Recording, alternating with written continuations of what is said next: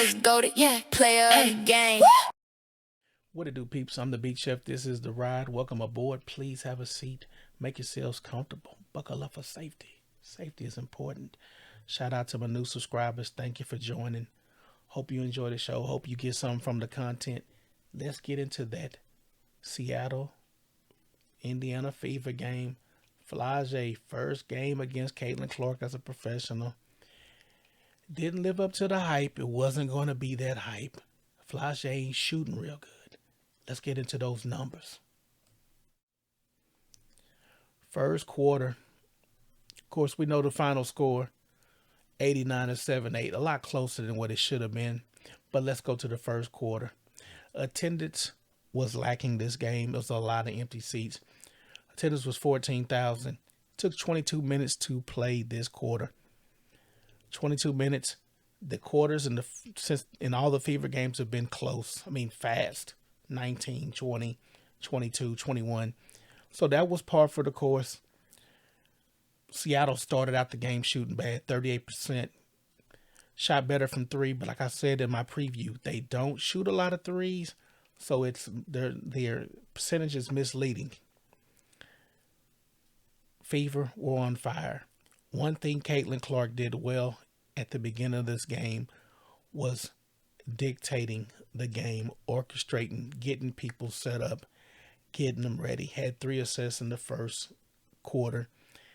Facilitated, got everybody that was starting involved in the game. That's what you want.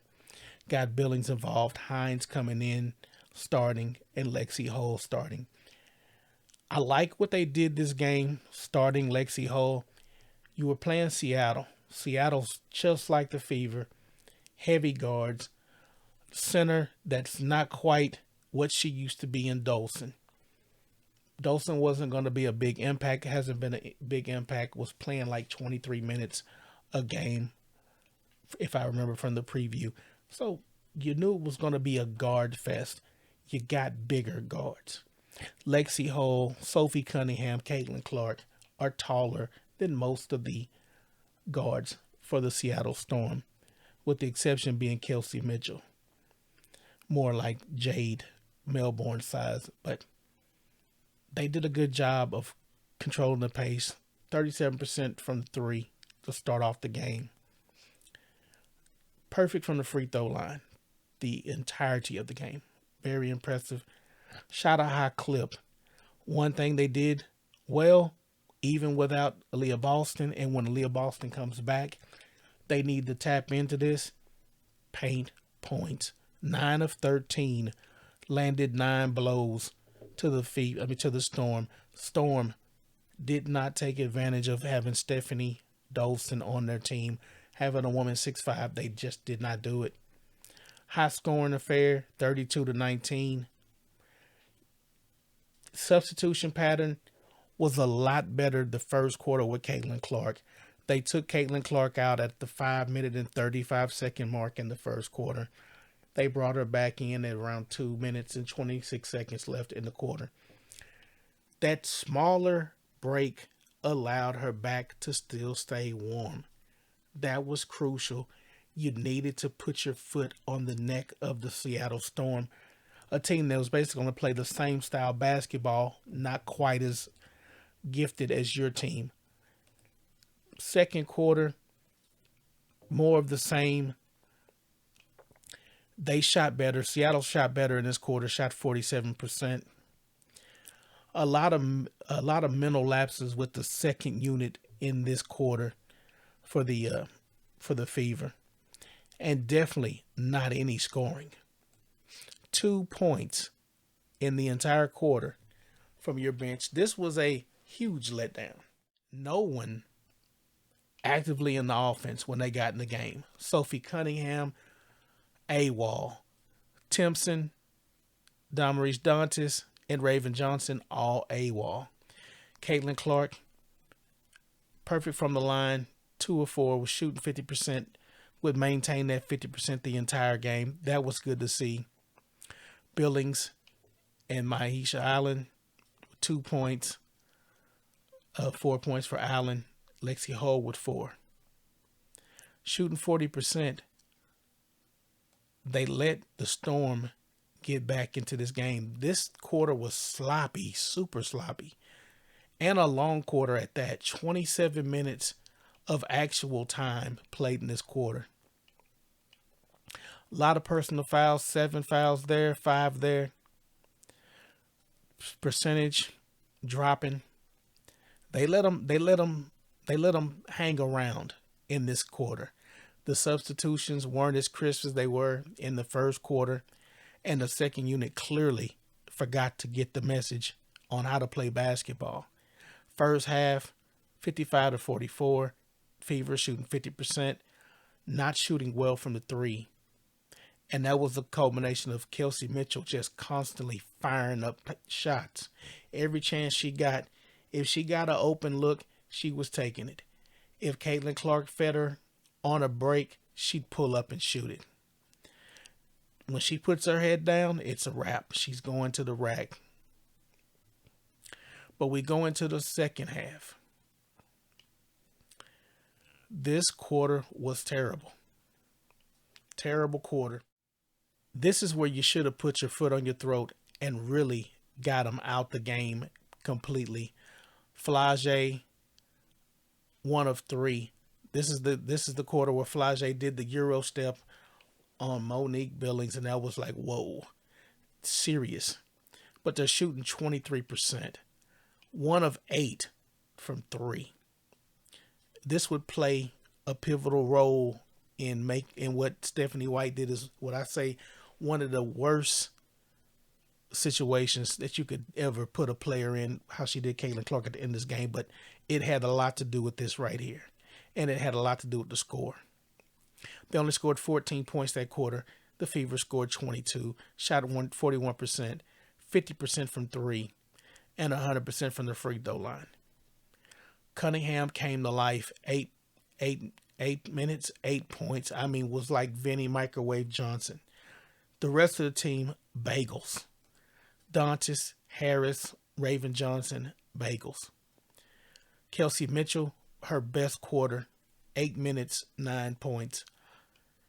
This was disappointing, not getting anything from Misha Hines-Allen and Monique Billings. That was disappointing in this game. That can happen against a better team. 10 points in the paint, 4 for the Storm.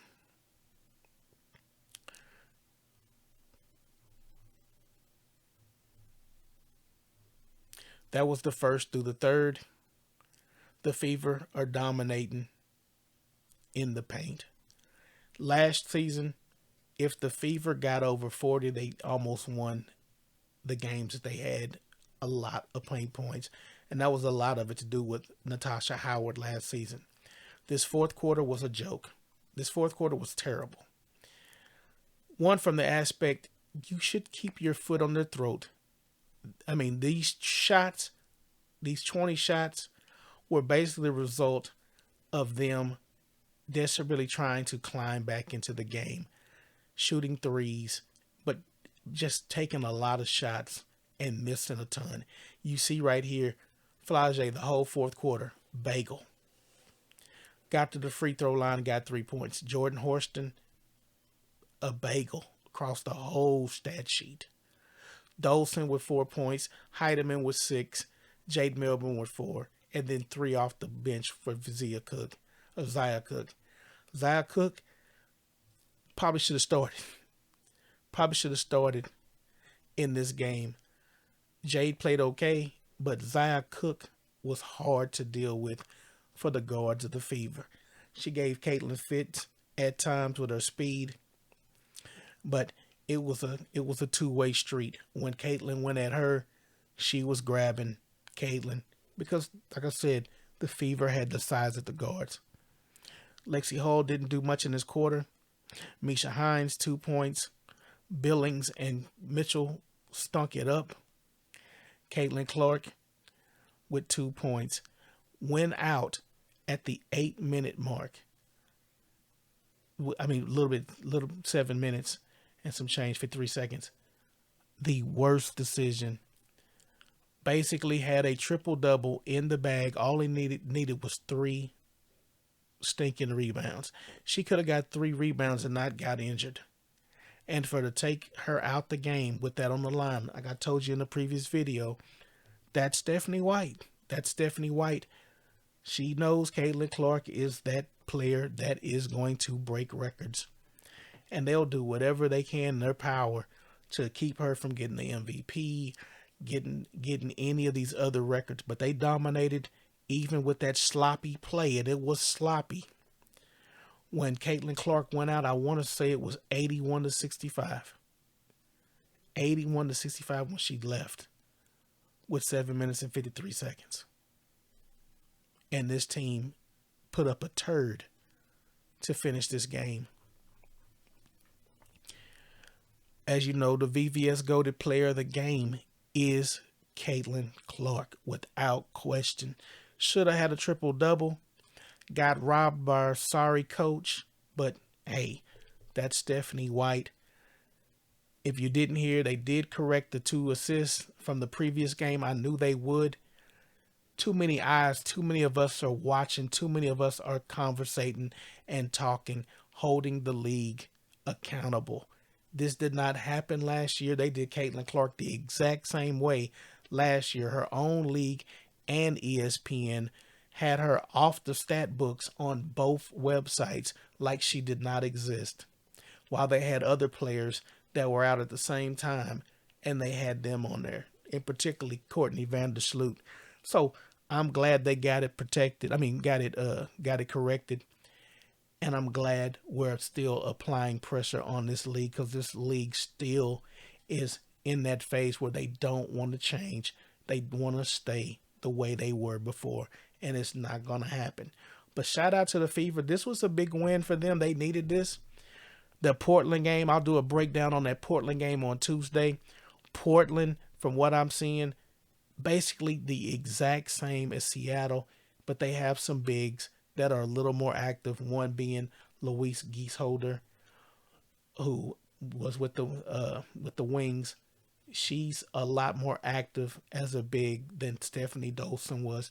But this is a good win. Portland, heavy laden guard team, gonna be more of the same with that team. But I'll do a breakdown on that, like I said, on Tuesday. But let me know your thoughts on this Fever game. I wouldn't get too high on this game. Seattle's a terrible team. Terrible. Flau'jae Johnson came in shooting 27%, and she did that. 3 of 14. She's not a shooter. She's a slasher at this point in her career. Her shot will come later. Scored 14 points. She's averaging about that much. But don't get too up about this game. This was a bad team. Bad team. Nobody had any inside presence that would scare you. And they had a 6'5" center that they didn't even want to use. That's how bad it was with Stephanie Dolson. Just basically a space eater at this point in her career. But a win is a win. You needed this win. You got this win. You move on to Portland. You got 3 days. You need to be concerned about Aaliyah Boston and her leg. Is she really hurt? They can't run that game they ran on everybody last year. You're going to have to tell the truth about Aaliyah Boston. We know she got screwed up and unrivaled. We know that. We know that for months. Did she re-aggravate the injury? Did she make it worse? Or is this something else? KK Timpson, end of the game, got that shoulder from Jade Melbourne. Is it a concussion? What's up with it? Because if it's a concussion, I believe it's an automatic 1 game at minimum that you got to be out. So that will hurt them definitely against Portland. So hopefully KK didn't get a concussion and it's something minor that she can shake off and play on Wednesday.